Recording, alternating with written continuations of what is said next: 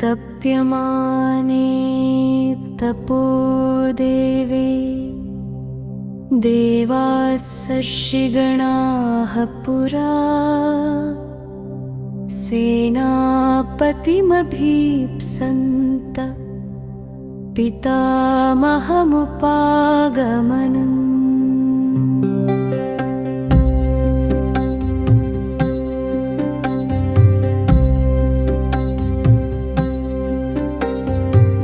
ततो ब्रुवन् सुराः सर्वे भगवन्तं पितामहं प्रणिपत्य सुराः सर्वे सेन्द्राः साग्निपुरोगमः।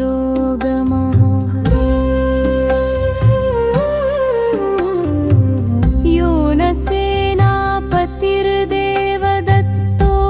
भगवता पुरा तपः परममास्थये तप्यते स्म सहो मया।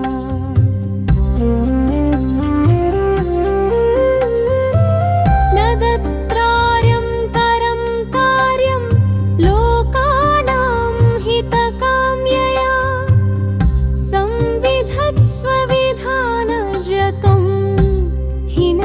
परमागतिः।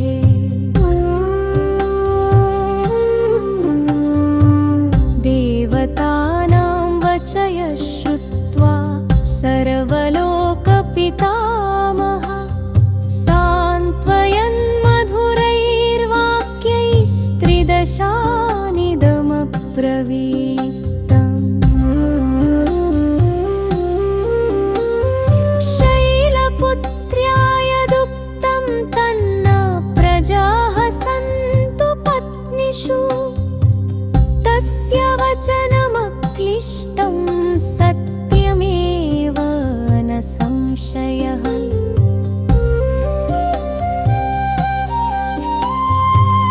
इयमाकाशगा गङ्गा यस्यां पुत्रं हुताशना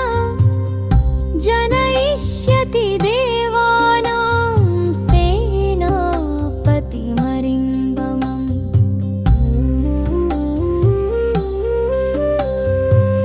ज्येष्ठा शैलेन्द्रदुहिता मानयिष्यति तत्सुतम् उमायास्तद्बहुमतं भविष्यति न संशयः।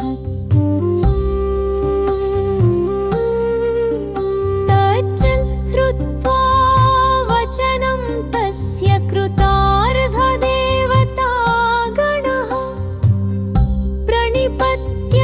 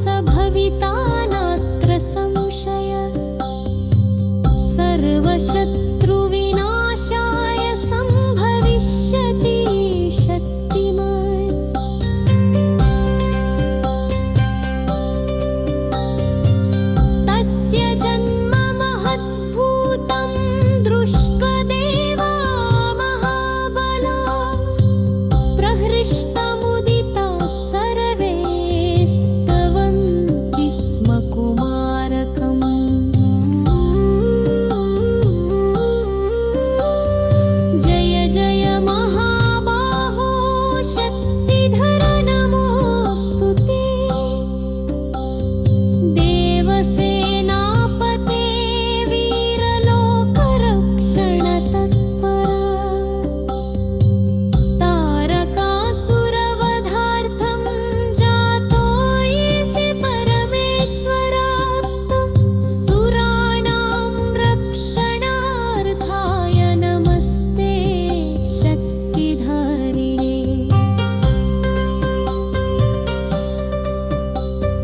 तत्त्वया विनाशितः शत्रत्तोरमोदमगारुणः यमकानामश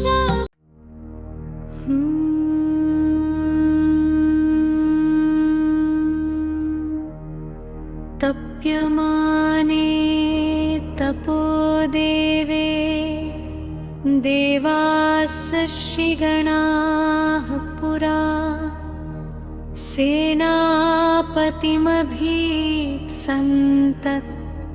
पितामहमुपागमन्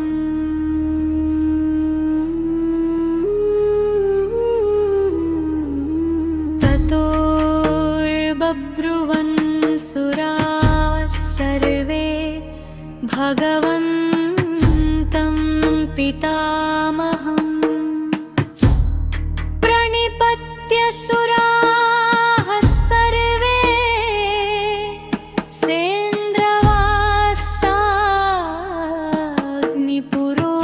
सेन्द्रवासाग्निपुरोगमाः यो नः सेनापतिर्देव दत्तो भगवता पुरा तपत्परपनामास्ताय तप्यते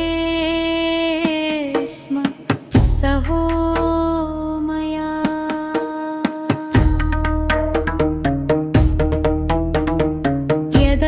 यदत्रानन्तरं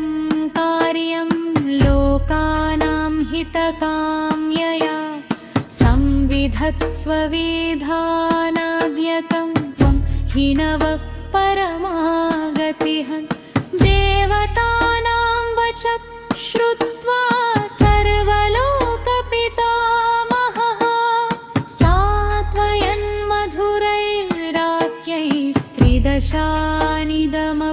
सात्वयन्मधुरैर्वाक्यैस्त्रिदशानिदमब्रवीत् शैलपुत्र्याय दुःखं तन्न प्रजाः सन्तु पत्नीषु तस्यावचनमक्लिष्टं सत्यमेव न संशयः यमाकाशगागङ्गायस्यां पुत्रं हुताशनः जनयिष्यति देवानां सेनापतिमरिन्भवम् ज्येष्ठा शैलेन्द्रदुहिता मानयिष्यति तत्सुतम् उमायास्तद्बहुमतं भविष्यति न संशयः तच्छ्रद्धा वचनं तस्य कृतार्थदेवतागणः प्रणिपत्य पुनर्वाक्यं पितामहमपूजयन् तेजप्त्वा पर्वतं रम्यं कैलासं धातुमण्डितम् अग्निं नियोजयामासुः पुत्रार्थं सर्वदेवतः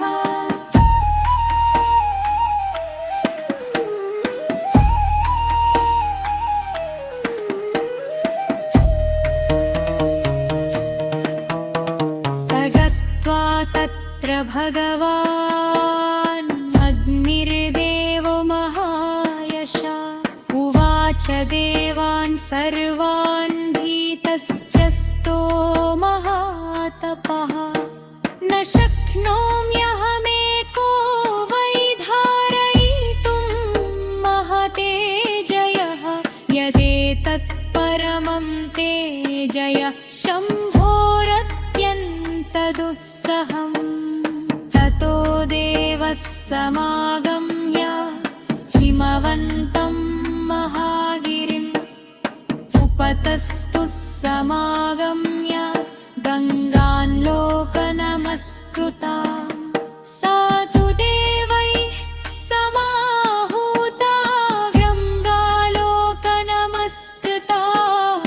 धारयिष्यामि तत्तेजय इति देवानुवाचः ततो गर्भं समाधाय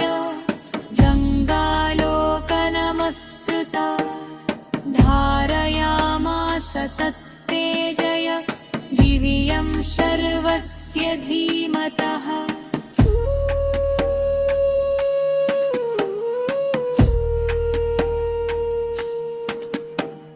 सा तु तेजोनिधिं गर्भं दस्सहं लोकभावनं न शशाक धारयितुं गङ्गा तेजोमयं महत् ततो हिमवतच्छृङ्गे निक्षिप्तं तत्तेजमहत् तेन जातः कुमारस्तु देवसेनापतिः शुभः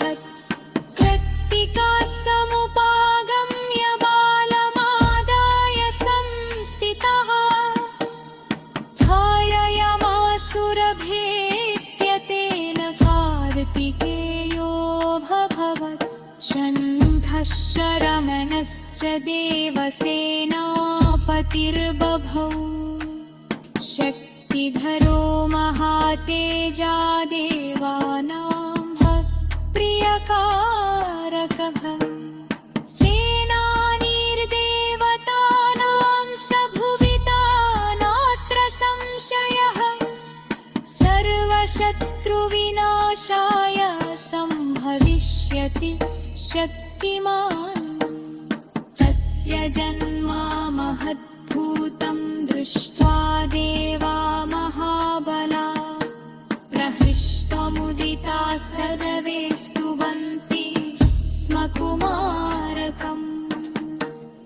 तु जय जय महाबाहो शक्तिधर नमोऽस्तु ते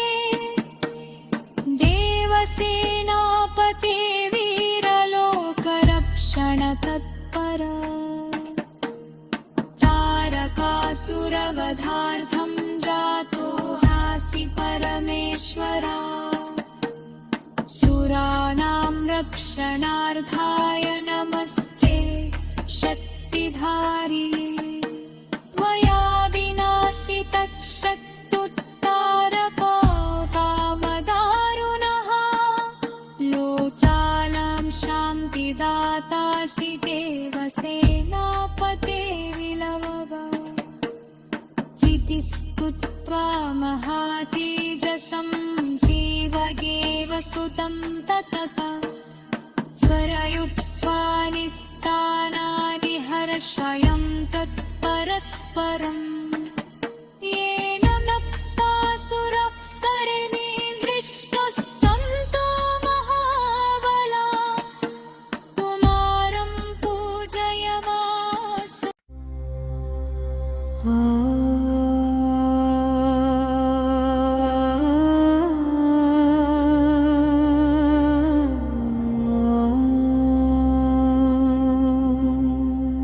तप्यमाने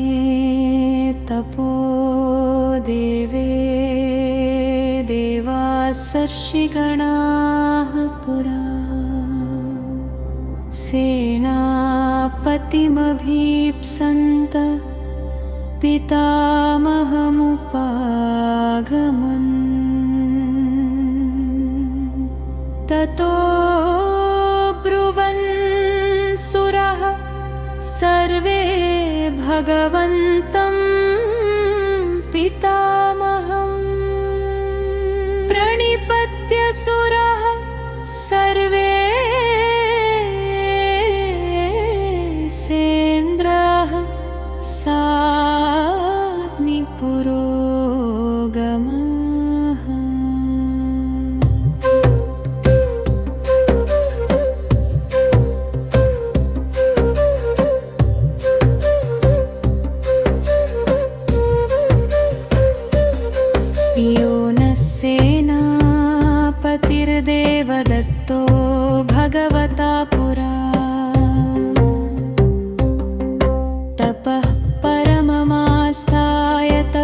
क्रियते स्म सहोमया यदत्रानन्तरं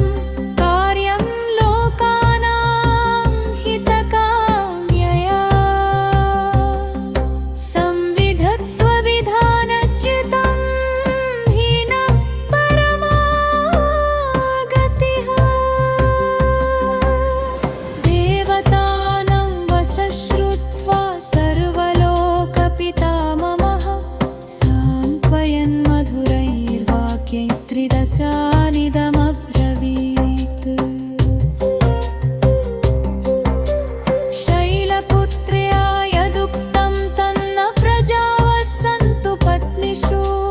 तस्या वचनमक्लिष्टं सत्यमेव न संशयः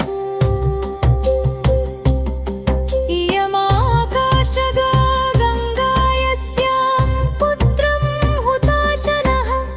जनयिष्यति देवानां सेनापतिमरिन्दमम् ज्येष्ठा शैलेन्द्रदुहिता मानयिष्यति तत्सुतम् उमायास्तद्वारिन्दलिशितं न संशयः श्रुत्वा वचनं तस्य कृतार्था देवतागणः प्रणिपत्य पुनर्वाक्यं पितामहमपूजयन्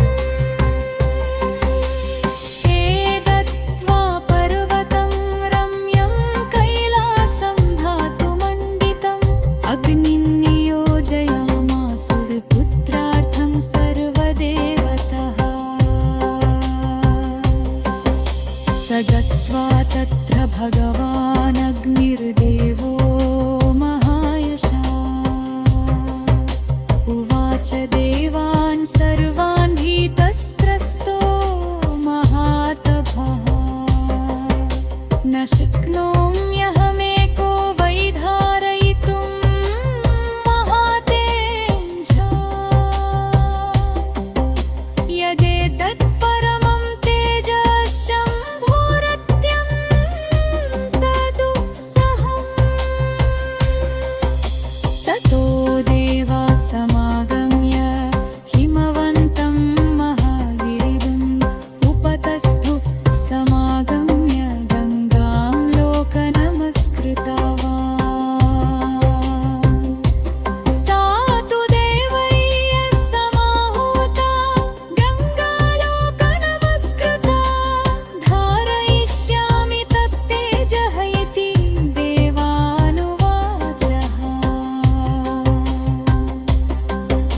ततो दर्भं समाधाय गङ्गालोकनमस्कृता धारयामास तत्तेजः दिव्यं शर्वस्य धीमतवा सा तु तेजोनिधिं गर्भं दुःसहं लोकभावनं न शशाक धारयितुं गङ्गा तेजोमयं महता पतो हिमवतः शृङ्गे निक्षिप्तं तत्तेजमहत्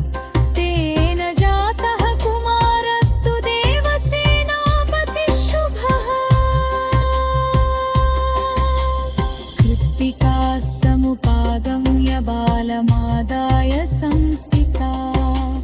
पाययामासुरभ्येत्य तेन कार्तिकेयोर्भवततु षण्मुखः षडननश्च देवसेनापतिर्बभौ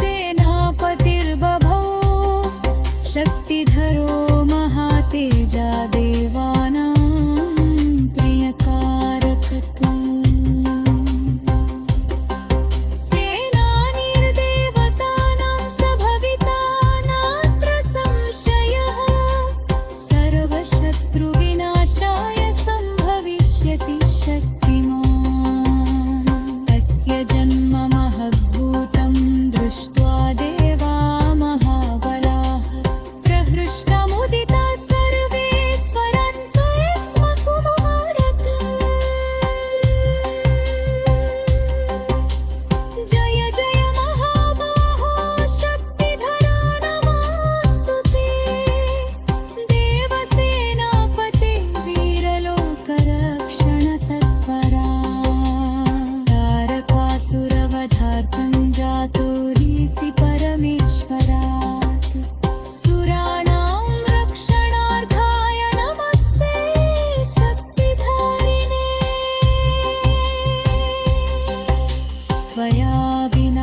पश्यत्तुक्तारको नामगान नोपाराञ्चा विददासि देवसेनोपतिर्देव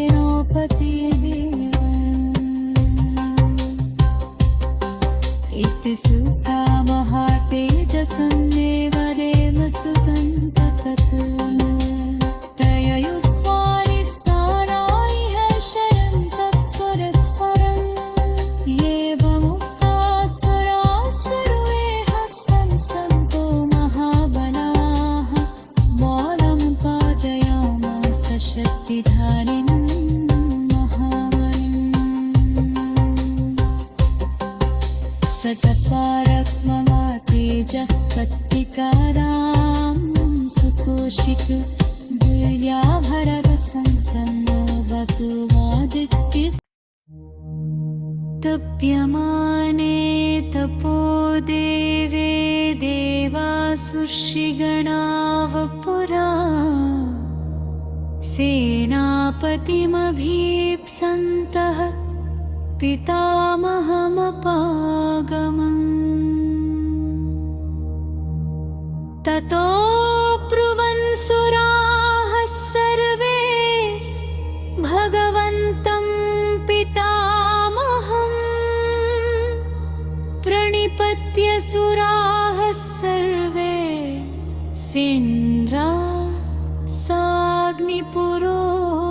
साग्निपुरोगमाहम्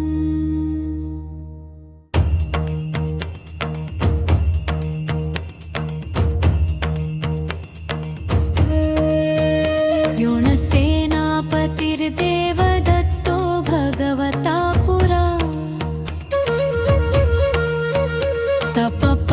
तपपरममास्ताय तप्यते स्म सहो मया यदत्रानन्तरं कार्यं लोकानां हितकाम्यया संविधत्स्व विधानाद्युतं हि न परमागतिः देवतानां वच श्रुत्वा सर्वलोकपितामहः सान्त्वयन् मधुरैर्वाक्यैस्त्रिदशानिदमब्रवीत् शैलपुत्र्या यदुक्तं तन्न प्रजाः सन्तु पत्नीषु तस्या वचनमक्लिष्टं सत्यमेव न संशयः यमाकाशगा गङ्गा यस्यां पुत्रं हुताशनः जनयिष्यति देवानां सेनापतिमरिन्दम् ज्येष्ठा शैलेन्द्रदुहितमानयिष्यति तत्सुतं उमायास्तद्बहुमतं भविष्यति न संशयः तच्चित्रुत्वा वचनं तस्य कृतार्था देवतागणा प्रणिपत्य पुनर्वाक्यं पितामहमपूजयन् ते गत्वा पर्वतं रम्यं कैलासं धातुमण्डितम् अग्निनियोजयामासु पुत्रार्थं सर्वदेवतः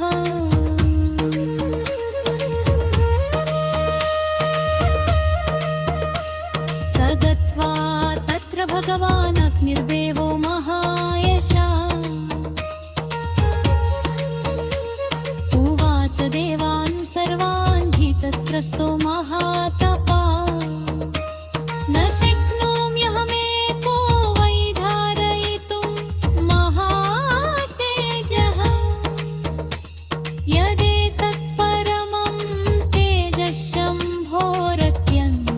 तेजशम्भोरत्यन्तदुःसहम् ततो देवाः समागम्य हिमवन्तं महागिरिम् उपतस्तु समागम्य गङ्गां लोकनमस्कृतवन् सा तु देवैः समाहूता गङ्गालोकनमस्कृता धारयिष्यामि तत्तेज इति देवानुवाचः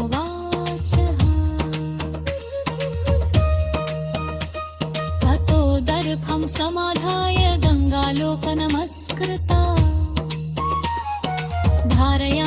तत्तेजः वीर्यं शर्वस्य धीमतः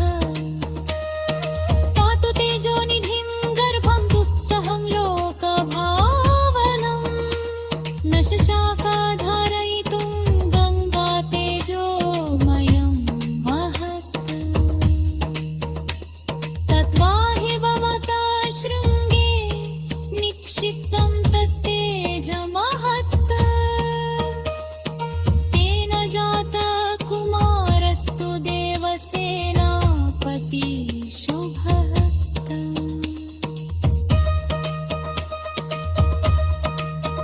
षण्मुखश्च गणनश्च देवसेनापतिर्बभूव शक्तिधरो महातेज देवानां प्रीत्यनुवः सेनानीर्देवतानां स भविता नात्र संशयः सर्वशत्रुविनाशाय सम्भविष्यति शित्तिमान् तस्य जन्म महद्भूतं दृष्ट्वा देवा महाबला प्रहृष्टा मुदिता सर्वे स्तुवन्ति स्म कुमारतु जय जय महाबाहो शक्तिधर नमोऽस्तु ते देवसेनापते वीरलोकरक्षण तत्पर तारकासुरवधार्थं जातोऽसि परमेश्वरः सुराणां रक्षणार्थाय नमस्ते शक्तिधारिणे त्वया विनाशितः शत्रुतारको नाम दारुणः लगनं शान्तिदापासि देवसेनापतः तत्तिस्तत्त्वा तेजसि गवादेव सतं तकुतो तेनुस्सानस्तारारिदुषयं तत्परस्परं येन मत्वा सुराः सर्वे नष्टाः सन्तो महाबला कुमारं पूजयामास शक्तिधारिं महाबलम् सकृपादग्नः तेजित्पितरां सतोचितो सम्पन्न पुत्रआदित्यसन्निधः तस्य तेजस्समायुक्तं योगं दुष्टसुरोत्तमः विस्मयं भवनं यान्ति तदा सर्वे सहर्षिता तं धूमानिष्टश्च देदेश सह महेशना प्रतिषेचयामास वंशेनेश्वरसत्तो जय जय महाबाहो शक्तिधर नमोऽस्तु ते देवसेनापते वीरलोकरक्षण तत्पर तारकासुरवधातं जातोऽसि परमेश्वरा सुराणां रक्षणार्थाय नमस्ते शक्तिधरे त्वया विनाशितः शत्रुतारको नाम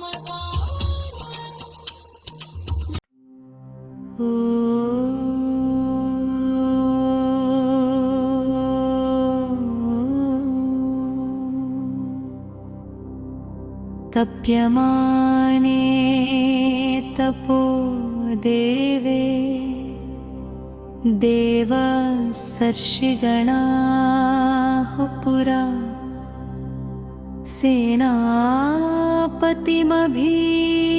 सेनापतिमभीप्सन्त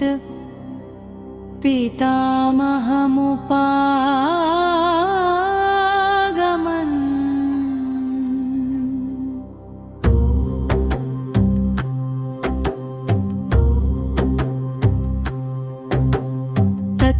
ततोर्वब्रुवन् सुराः सर्वे भगवन्तं पितामहम् प्रणिपत्य सुराः सर्वे सेन्द्रासाग्निपुरोगमाः यो न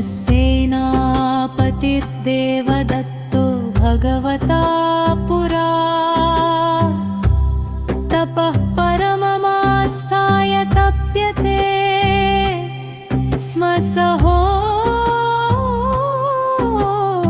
मया।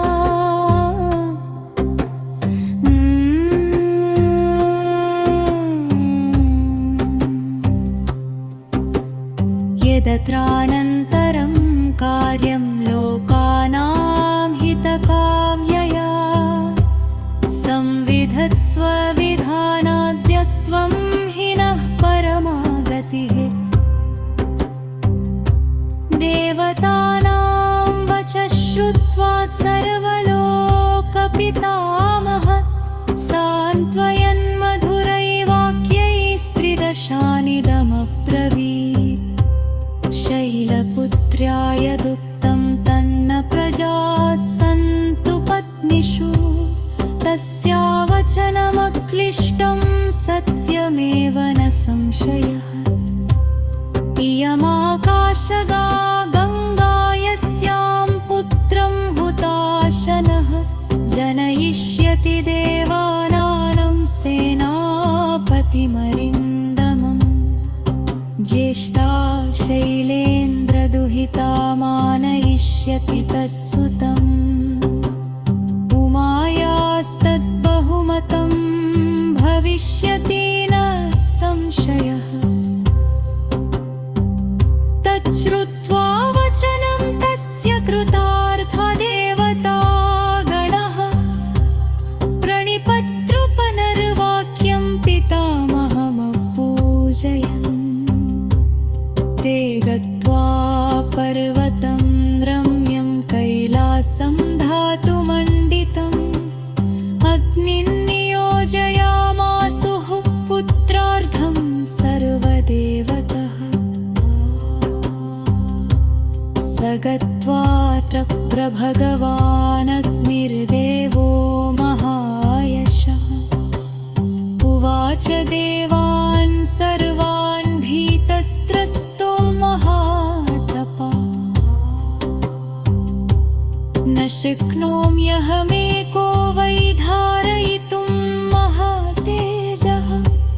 यदतत्परमं तेजयः शम्भोरत्यन्तदुःसहम्। ततो देवः समागम्य हिमवन्तं महागिरिम् उपतस्थो समागम्य गङ्गां लोकनमस्कृतम्। सा तु देवैः समाहूता गङ्गा लोकनमस्कृता धारयिष्यामि तत्तेज इति देवानुवाचः। ततो गर्भं समाधाय गङ्गालोकनमस्कृता धारयामास तत्तेज दिवि न शर्वस्य धीमतता। सा तु तेजोनिधिं गर्भं दुःसहं लोकभावनं न शशाक धारयितुं गङ्गा तेजोमयं महत्। ततो हिमवतः शृङ्गे निक्षिप्तं तत्तेजमहत् तेन जातः कुमारस्तु देवसेनापतिशुभः। कृत्तिका समुपागम्य बालमादाय संस्थितः पाययामासुरभीत्य तेन कार्तिकेयोरुभवत्। शम्मुख षडननश्च देवसेनापतिर्बभौ शक्तिधरो महातेजा देवानां प्रियकारकः। सेनानीर्देवतानां सभविता नात्र संशयः सर्वशत्रुविनाशाय सम्भविष्यति शक्तिमान्। तस्य जन्म महद्भूतं दृष्ट्वा देवा महाबला प्रहिष्टमुदितः सर्वे स्तुवन्ति स्म कुमारकम्। जय जय महाबाहो शक्तिधर नमोऽस्तु ते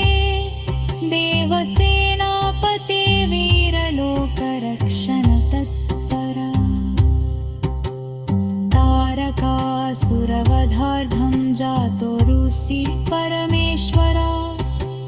सुराणां रक्षणार्थाय नमस्ते शक्तिधारिणे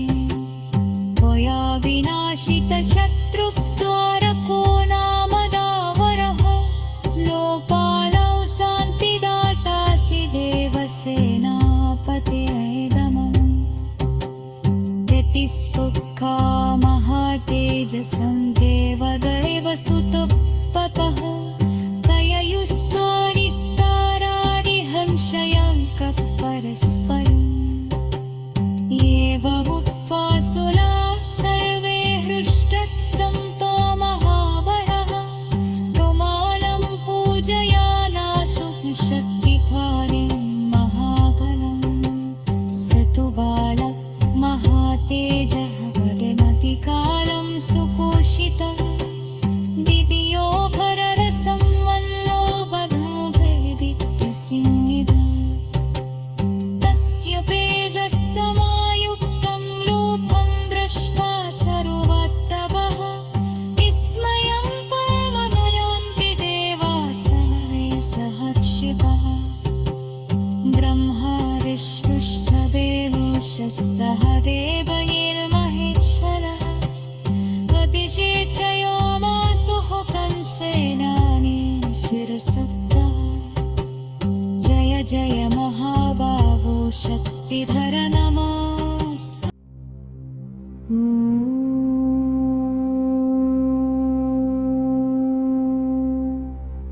तप्यमाने तपो देवे देवसर्षिगणाः पुरा सेनापतिमभीप्सन्तः पितामहमुपागमन्दे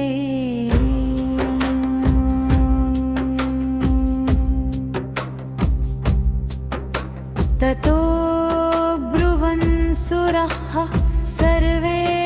भगवन्तं पितामहम् प्रणिपत्यसुरः सर्वे सेन्द्रा साग्निपुरोगमाः यो नः सेनापतिर्देवदत्तो भगवतो पुरा तपः परममास्थाय तप्यते स्म सहो मया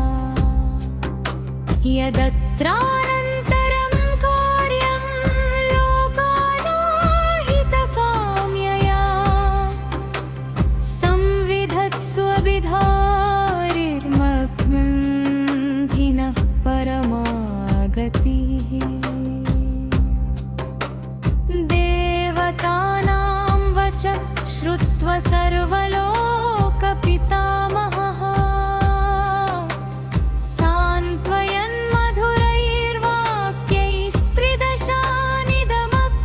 मधुरैर्वाक्यैस्त्रिदशानिदमब्रहत् शैलपुत्र्याय दुःखं तन्न प्रजाः सन्तु पत्नीषु तस्यावचनमक्लिष्टं सत्यमेव न संशयः इयमाकाशगा गङ्गा यस्यां पुत्रं हुताशनः जनयिष्यति देवानां सेनापतिवन्दम् ज्येष्ठा शैलेन्द्रदुहिता मानयिष्यति तत्सुतम् उमायास्तद्बहुमतं भविष्यति न संशयः तच्चिच्छ्रुत्वा वचनं तस्य कृतार्थदेवतागणः प्रणिपत्य पुनर्वाक्यं पितामहमपूजयन् ते गत्वा पर्वतं रम्यं कैलासं धातुमण्डितम्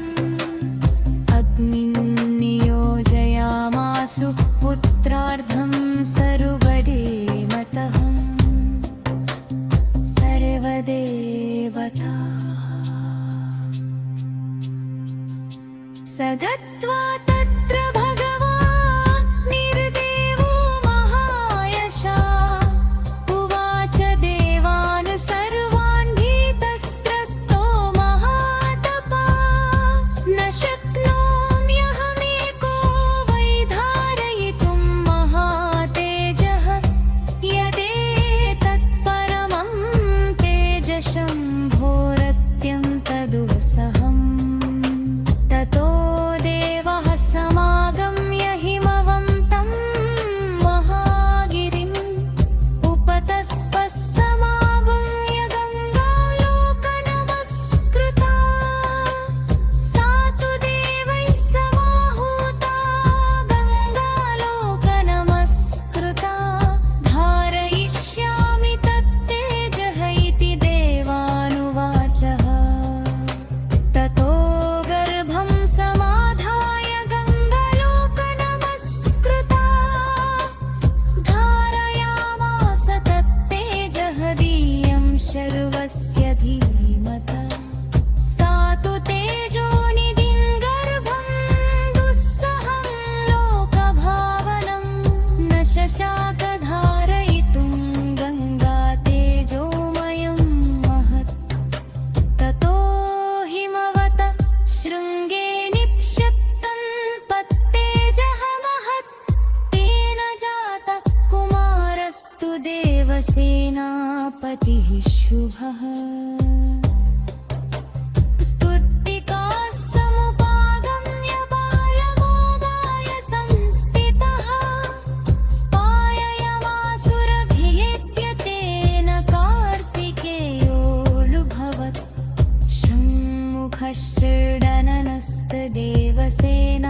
षण्मुखश्रीडननस्तदेवसेनापतिर्वहम् शक्तिधरो महातेज देवानां प्रियकारतः सेनानीर्देवतानां स भविता नात्र संशयः सर्वशत्रुविनाशाय सम्भविष्यति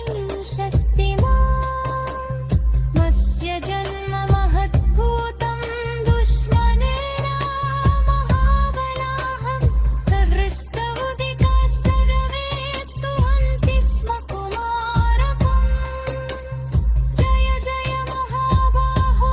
शक्तिधरा नमोऽस्तु ते देवसेनापते वीरलोकरक्षणतत्परा तारकासुरवधर्हं जातो रुपुसि परमे उच्छ्रन्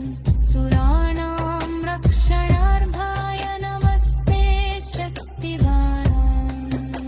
त्वया विनाशितक्षत्रकारक रामदारुणम् विरूपाणां शान्तवातासि देवसेनापतिर्मयन् ऋतुस्थं त्वादहातीतसंवीरनेमसुतं ततहं त्वययुष्मारिस्पानारिहर्षयं तत्करस्सरम् भावमुक्तासुरः सर्वे हृष्टात्सन्तो महाबलम् पुनारं पूजयनासु शक्तिपाणिन् महाबलम् सतमानं मघातेजः कृत्पितारां सपोषिते बिल्वाभरणसम्पन्ना बकावारप्रसन्निधः तस्य दैवः समायुक्तं रूपं दृष्ट्वा सरात्पर विस्मयं परगम्यन्ति देवस्य सहर्षुका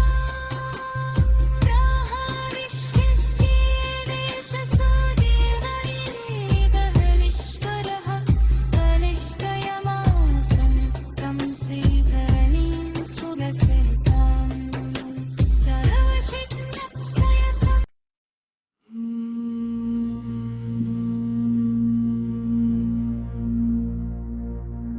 तप्यमाने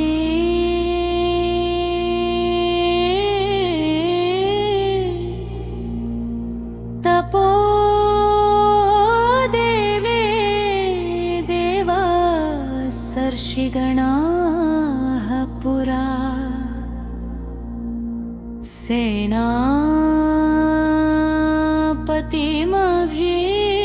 सेनापतिमभीप्सन्तः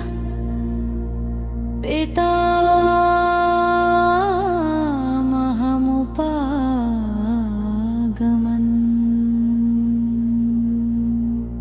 ततो बब्रुवन् सुरावसरे भगवन्तं पितामहम्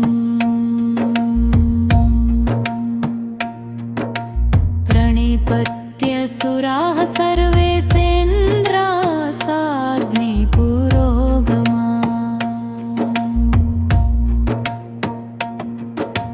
यो न सेनापतिर्देवदत्तो भगवता पुरा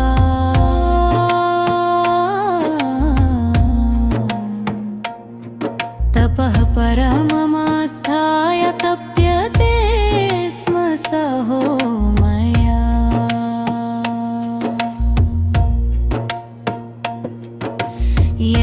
यदत्वानन्तरं कार्यं लोकानां हितकाम्यया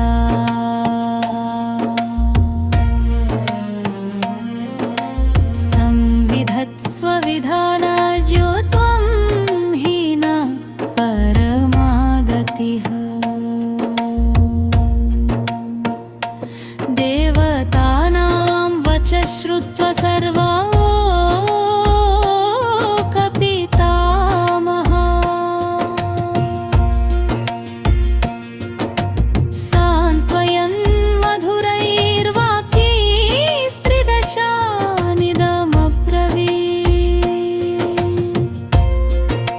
मधुरैर्वाक्यैस्त्रिदशानिदमब्रवीत् शैलपुत्र्या यदुक्तं तन्न प्रजाः सन्तु पत्नीषु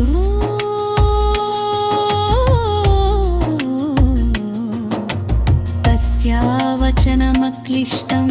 सत्यमेव न संशय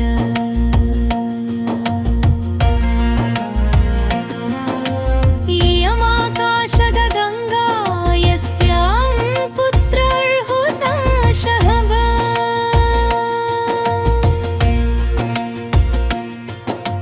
जदश्शवी देवानं सेनापतिमरिन्बम्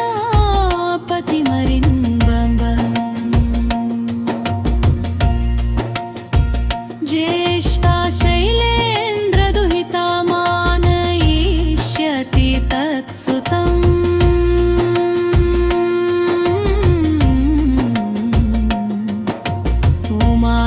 उमायास्तद्बहुमतं भविष्यति न संशयः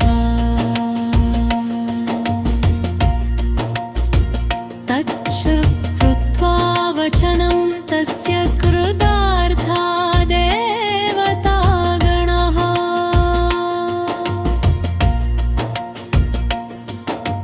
प्रणिपत्य पुनर्वाक्यं पितामहमपूजयन्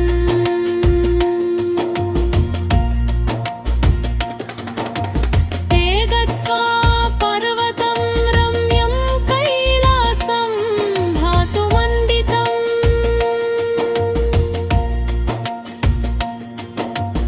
अग्निं नियोजयामासुः पुत्रार्थं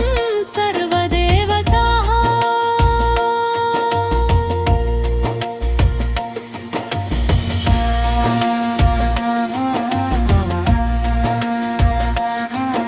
स गत्वा तत्र भगवान् अग्निर्देवो महायशा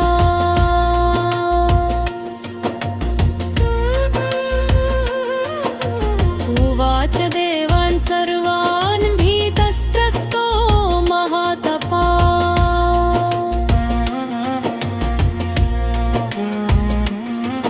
न शक्नोम्यहमेको वै धारयितुं महागीर्जय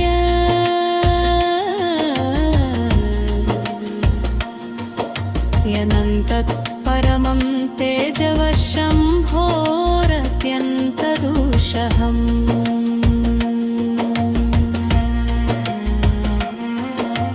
ततो देवः समागम्य हिमवन्तं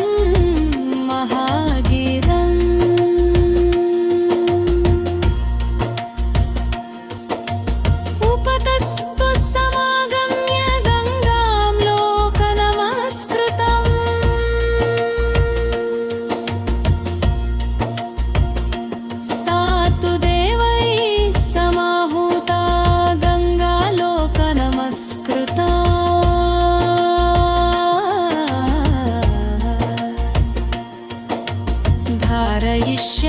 तत्तेजैति देनवानुवाच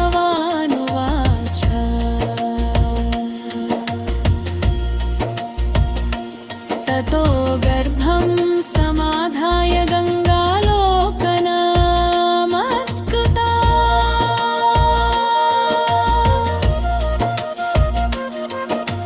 धारयामास तत्तेजः दिव्यं शर्वस्य धीमतवा सा तु तेजोनिधिं गर्भं दुःसहं लोकभामा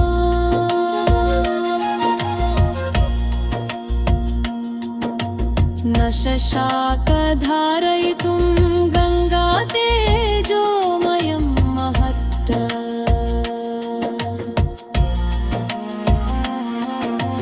ततो हिमवतः शृङ्गे निक्षिप्तं तत्तेजः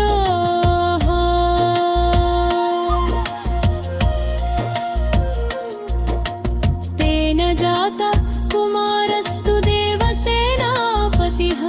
शुभः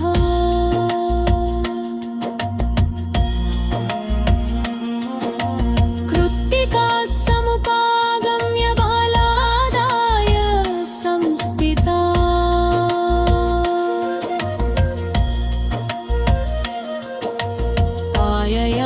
पाययामासुरभ्येत्य तेन कार्तिकेयोर्भववधू